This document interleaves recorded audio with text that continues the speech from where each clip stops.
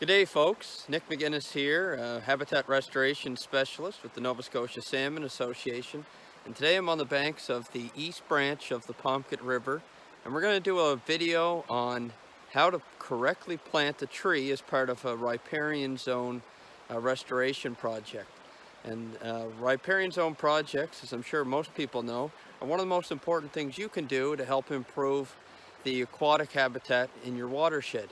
So join me today as we talk about some of the do's and don'ts and the proper techniques used to ensure that your riparian zone planting project is successful.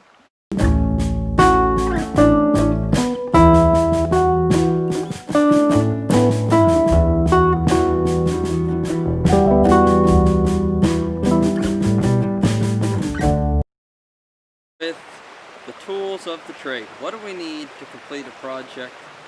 A tree planting project. Well, first of all, you need trees, and so right here, I know this tree isn't dying. We're moving into the third week of October here, and the leaves are starting to die on all the trees, just the same as the one in the pots.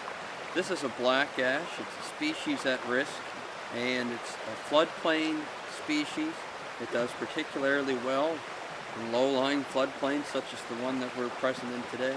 And the tree also has cultural significance to the Mi'kmaq people, and so we like to incorporate these as much as we can on all our projects.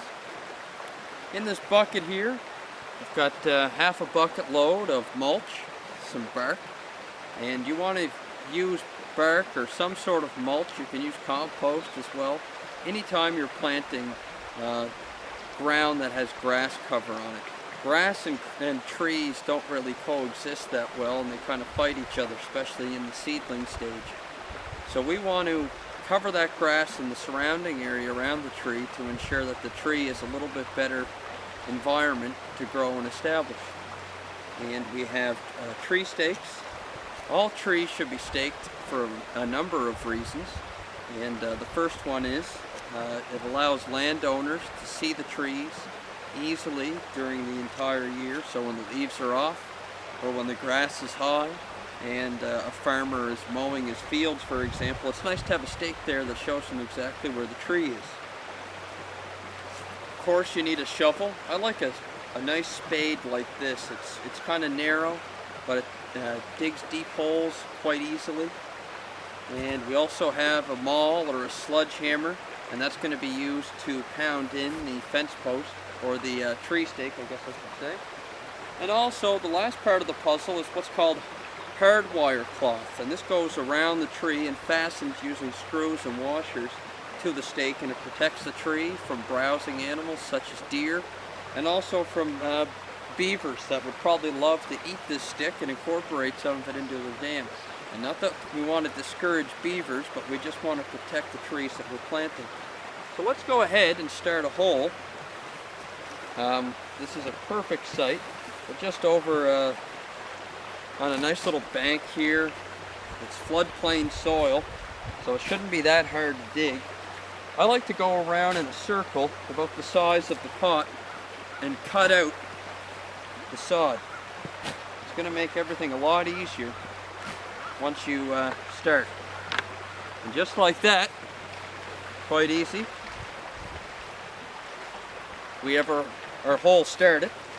And we want to give the roots some nice worked soil below them, so that in the spring when that tree starts growing, it's going to have some loose soil where it can just send its roots down and really establish itself.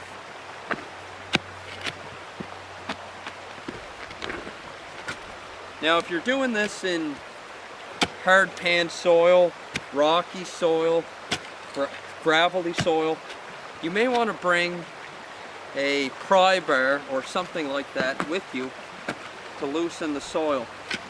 And also in some areas where the soil is quite thin, you might want to bring some potting soil or something that you can add into that hole to really give that tree a good start. So we got the soil in the hole loosened, and you can see beautiful floodplain soil. This tree should do exceptionally well here. And so you want to be careful taking the tree out of the pot. we had soaked this tree just before we left the nursery. And now we're going to put it in the hole. And you want to fill all the little sides in. That's important. Because if you don't, that tree is going to freeze over the winter. And those roots are going to die.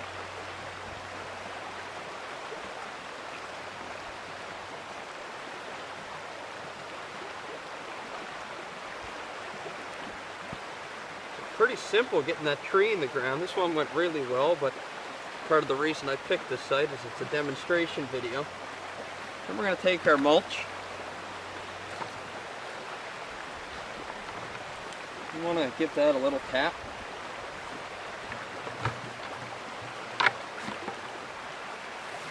Now our tree stake.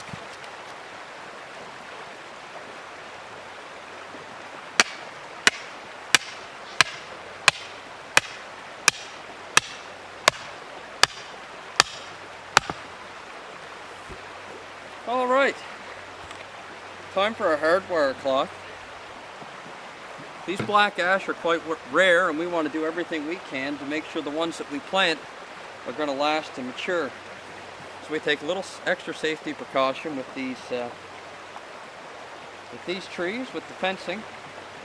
And this is also something that shows the landowner that you're serious about investing in the riparian zone.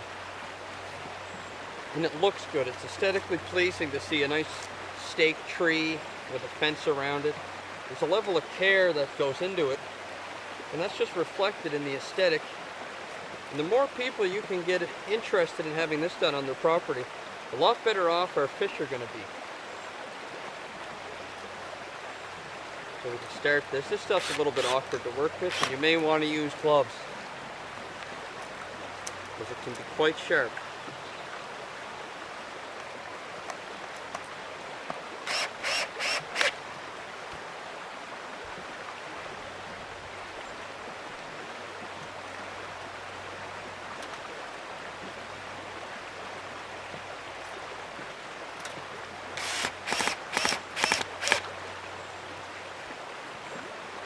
There we have it.